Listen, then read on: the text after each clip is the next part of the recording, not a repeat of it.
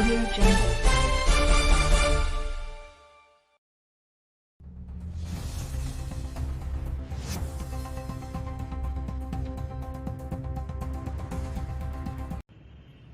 आदाब नाजरीन, आप तक उर्दू न्यूज में आपका खैर मकदम है। मैं मोहम्मद शाहिद अहमद तवक्कल। पेश है आज की अहम खबरें। రైతులకు సహకరించకపోతే అసలు ఆపుతాము, అన్ని ఆపుతాము. ఎందుకు ఆపద్దు? అబద్ధాలు ఎందుకు అనుకుంటారు?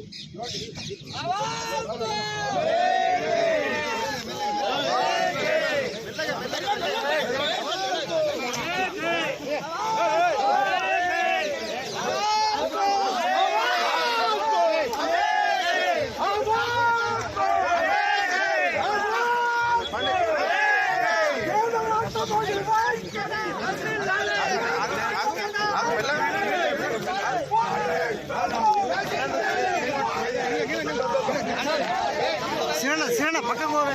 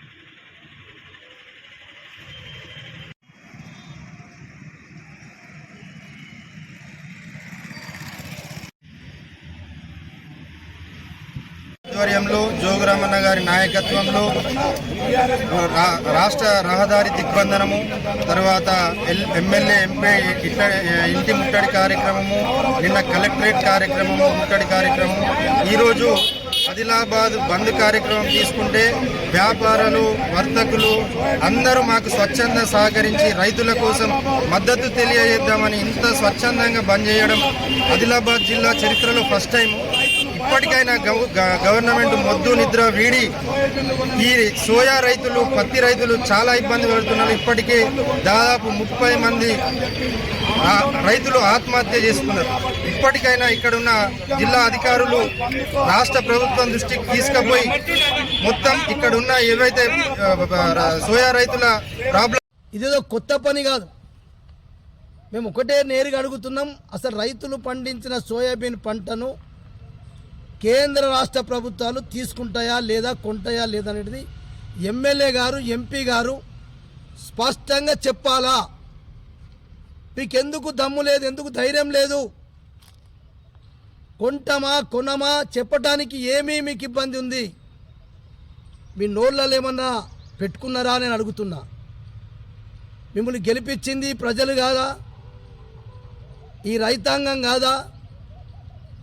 ఈ రైతులో ఉన్నటువంటి 80% మంది హిందువులు లేరా? హిందుత్వం మీదే మాట్లాడతారు కదా,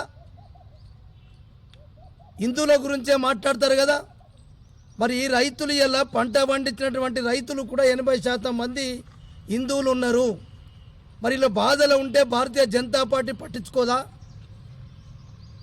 మీ కోట్లేసిన ప్రజలు రైతులు కారా? చెప్పండి, మాట చెప్పండి.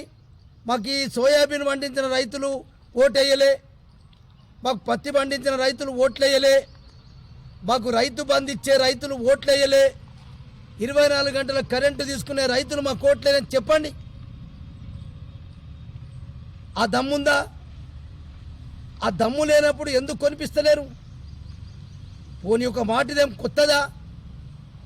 ఎన్ని సంవత్సరం నుంచి సోయాబీన్ పంట పండిస్తూ ఉన్నారు, పత్తి పంట పండిస్తూ ఉన్నారు. గతంలో బీఆర్ఎస్ పార్టీ ఉన్నప్పుడు ఏ ఒక్క రోజు కూడా రైతు బంధు సమయానికి పడ్డది.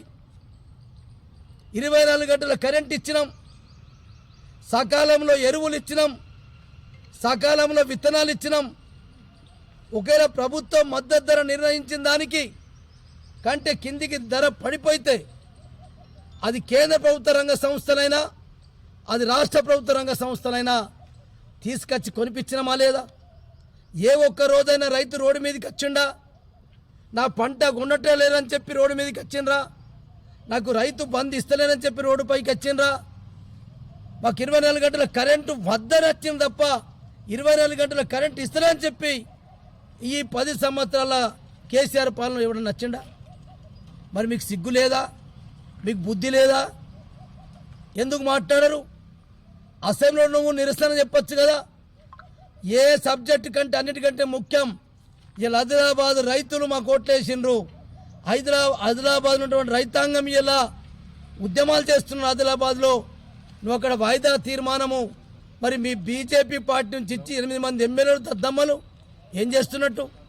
ఆదిలాబాద్ ఉమ్మడి జిల్లా సంబంధించిన ఫ్లోర్ లీడరు ఇక్కడ నుంచే ఉంటాడు, డిప్యూటీ ఫ్లోర్ లీడరు ఆదిలాబాద్ ఎమ్మెల్యేనే ఉంటాడు, కానీ ఆదిలాబాద్ రైతుల గురించి మాట్లాడరు. అంటే కొంటరా కొనరా అనేది మాకు స్పష్టంగా ఎమ్మెల్యే ఎంపీ గారు చెప్పాలి. ఇలా బంధు ఆదిలాబాద్ బంధు సాగుతుంది, దాంట్లో ఎవరు రైతులకు అందరు సపోర్ట్ చేస్తలేరా? చిన్న పెద్ద వ్యాపారస్తులు తేడా లేకుండా సైకిల్ పంక్చర్ దుకాణం నుంచి ఇలా షోరూమ్ వరకు, మోటార్ సైకిల్ పంక్చర్ దుకాణం నుంచి ఇలా టాటా షోరూమ్ వరకు కూడా అందరూ కూడా బంద్ చేసిండ్రు కదా. వీళ్ళంతా ఎందుకు బంద్ చేసినట్టు? వీళ్ళందరూ రైతులకు సహకరిస్తలేరా?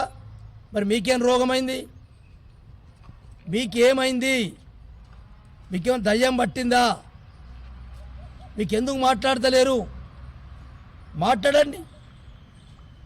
మాట్లాడితే బీఆర్ఎస్ పార్టీ రాజకీయం ఏ రాజకీయం ఇది లేదా? నీ అడ గ్రామస్తుల దగ్గర సోయాబీన్ లేదా?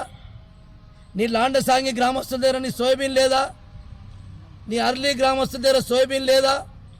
నీ లాండసాంగి ఓట్లేసినటువంటి ప్రజల యొక్క సోయాబీనే 3 మెన్ కమిటీ వేసినటువంటి కలెక్టర్ వేసినటువంటి కమిటీ కొన్నాకనే ఇలా లాండసాంగి రైతాంగాంది మరి ఇలా సోయాబీన్ వాపసు వచ్చింది.